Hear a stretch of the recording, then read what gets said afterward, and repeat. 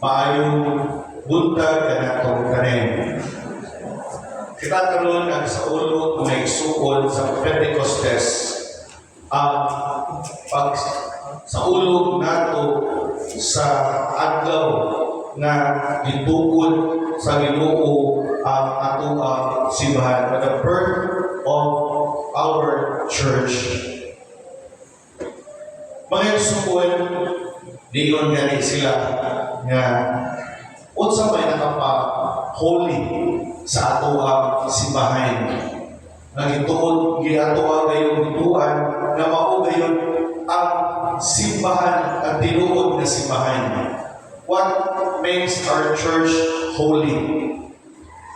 Dili tungod sa ato ang mga teachings, dili sa tungod sa ato ang traditions, dili sa tungod sa ato mga practices.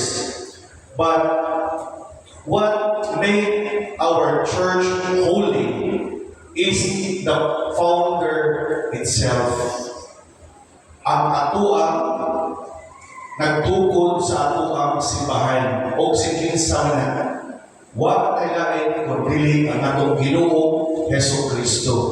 The only church founded by Christ. Uno na ang kamatuoran nga atuang gibuhian hangtod karon.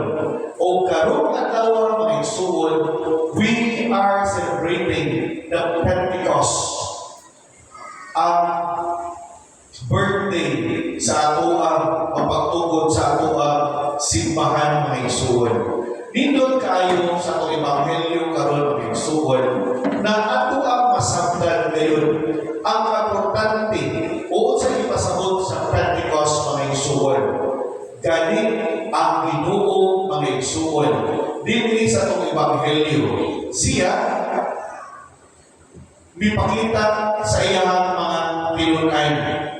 Diha sa pagpakita sa mga pinun-an, unsa may kumon kay ihimo ang pakigdahin kanila.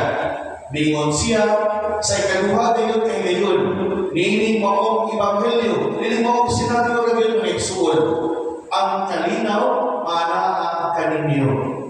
Ipakita niya ang iyang mga samad ngadto sa mga pinun-an na nagpruba kini nga siya gayon buhi. Ikaduha mga igsuon, pag-ingon gayon niya, manaa kaninyo ang kalinaw. Ingon siya, sama ako ipadala o ako sa magpadala kaninyo o gihuipan dayon niya ang mga apostoles mga igsuon o ang mga iyang mga tinun-an o iyang giingnan dayon sa katapusan mga igsuon ang iyang mga tinun-an. Kung pasayloon o dawatan ninyo ang Espiritu Santo, kung pasayloon ninyo ang masala sa mga tao, ipasaylo kini. Kung ang ilang mga sala dili ninyo pasayloon, dili ko sa kini pasayloon. If you try to understand this mga igsoon, ang sequence nga gihatag sa ito ebanghelyo nga gikan sa ebanghelyo ni San Juan mga igsoon, ang Ginoo before siya ihatag sa Espiritu, bihatag o bipaabit mo na siya sa kalinaw alang kanato. Kaysa ito pa mga igsuon, ang peace o ang kalinaw, maugin na siya ang prerequisite sa pagdawat nato sa Espiritu Santo. Kaya kung di nato, di ta mo panaambit o kalinaw nato sa itong isikataw, na di kayo nato madawat ang Espiritu Santo. O na sa tuang panimalay punta mga igsuon, we should always be the one who will initiate peace. Ano na ato ang mga atong balay, magpuno sa grasya sa Espiritu Santo. O na kamong mga magpinunagtiayon, You should always be the catalyst of peace, the model of peace sa inyong panimalay. Hilong kayong balay, kalimutan awal ng asawa, no? Kalimutan lalis, kalimutan siningitay, so problema rin ha. Muna nga, nindot kayo sa panimalay, kung unahan kini, kung mag-una o pagpatigayon sa kalinaw ang mga girikanan, mao kinay nindot utak kaayo. Mabitaw na ang mga girikanan nga o naman sila yung panaglamis sa iyang asawa o sila ko sa nila, butago sila sa kwarto, hindi nila papinawon ng ilang mga anak. No? Kaya naman, because they want to initiate peace in the family, love in the family. Kaya kung naan naman good ang kalinaw sa pamilya, naagod ang grasya. Naka-experience mo na. O malinaw ng inyong o nagkalinaw sa inyong pamilya, dito ka ang grasya. No? Bukna rin ulo, unya, buflow rin ang grasya sa iyong kinabuhi. Kaya naman, naaman ang kalinaw. Unya, o naan ang kalinaw mga igsuwan, base sa itong ebanghelyo mga igsuwan, noong naan,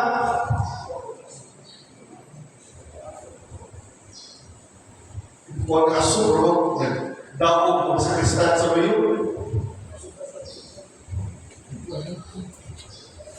Kaya ito mga sakristan sa hay, maduming ko serve, di ko simba. Magbuyok sa bayo. Nagdaog ko siguro. Asok kayo. Umo ka na mga isuwan, na diha sa kunaan ng Espiritu Santo, we learn to forgive. Pero kung mga isuwan mo, giniguna sa Ginoo ka na ito, kaning forgiveness, gano'n man. Di pa magpanotayon ang kalinaw o wala ang panagpasayuay sa usag-usag. Gano'n man mga isuwan mo. Labi na kita, mahamukog na ta, na tayo bukod. Kasagaran ka na ito. Siguro, ang utang, unabay mo sa kanatok din, huwag magdumot. Huwag magdumot, huwag kanagot. Ganto siya kasi katao. Labi na katong mga bagor, ibogan sa uyaw. Karon sus, puting, inin ka ng ulo. Naagi tayo mga kalimut-gut, naagi tayo mga pagdumot sa atuang usap-usap. Muna mga igsuon, concern kayo kung Ginoo ni ini. That God wants us to have the Holy Spirit in order for us to be able to forgive one another. Kaya naman, di lang mga igsuon, o pasayon na sa pag-isikataw, na wala ang Espiritu Santo, ang guidance sa Espiritu Santo sa ato ang kinabuhi. Kaya naman, ang tendency ka, o karon pasayon ka, pero simple ang ikakausap, patay ka. O na ito di ba? Mayroon na, sige, pasayloon ka, mag-asawa na gawin. Sige, pasayloon ka, karoon ka na itong sala. Pasayloon ka. Pero pagsayo pa ganit ka, huwag na yung kuwan ha. Huwag na yung nag-istorya ha. Magtuwag ka ta. Asawan, ang kalinaw ni Ana. Dili ba? Upo ka na mag-igsuon ang ipasabot sa Ginoo. Kaya when we have the Holy Spirit in our life, we will be able to forgive. Ang Ginoo bago maingon nga, forgive and forget. Huwag usulti ang Ginoo na ito, anak. O sa may isulti sa Ginoo. Forgive. Hangtod ka. No? Nga makapasaylo pa. Pasaylo ka. Kapito. Sa tupa, kung sa man, limitless ang atuang forgiveness. Upaw ka na ang lisod kayo wato na ito ang igsuon. Lisod din kayo na. E niyo ito sila, too much goodness is stupidity. No? When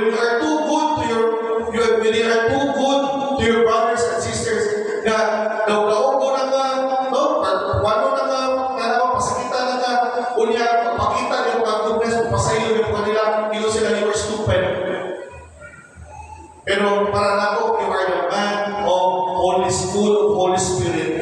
Puno ka sa Espiritu Santo. Ganun man, kaya kung puno ka sa Espiritu Santo, mga igsuon, lahi ang atong pagsabot sa usang kabutangan. No?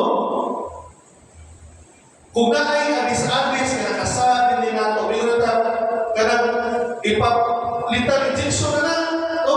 Ibintay na na. Pero kung ikaw full of Holy Spirit, kung sa man yung mga masabot, makaingon ka, forgive him. Mauna, kung ikaw nakikita ka sa iyong bana o sa iyong asawa na nakasala ngayon, kung niangko mo sa nakasala, ang imo na yun nga ano, ang imo na yun na desisyon, buwag. Buwag. Nalimit tayo divorce. Buwag. Kay di na yung ko makatun. Anak, kaluon na anak. Pero if you are full of Holy Spirit, no? You will show your forgiveness and mercy to your husband or to your wife for the sake of your family. Upo na ang kalahinan mga igsuon sa walang Espiritu Santo o naay Espiritu Santo sa kinabuhi. And therefore, in order for us na madawat nato o madawat nato Espiritu Santo kinahanglan ato sa puyan ang kalinaw sa tagsa-tagsa na kinabuhi. Be at peace with yourself. Una importante nato mga igsuon. Dawata una ang kalinaw sa iyong kinabuhi. Na usaw man ako, brother. Usaw man ako pagdawat sa kalinaw mga igsuon, brother. Kisa may naghatag sa kalinaw. Kisa naghatag sa kalinaw, ang atuang Ginoong Kristo.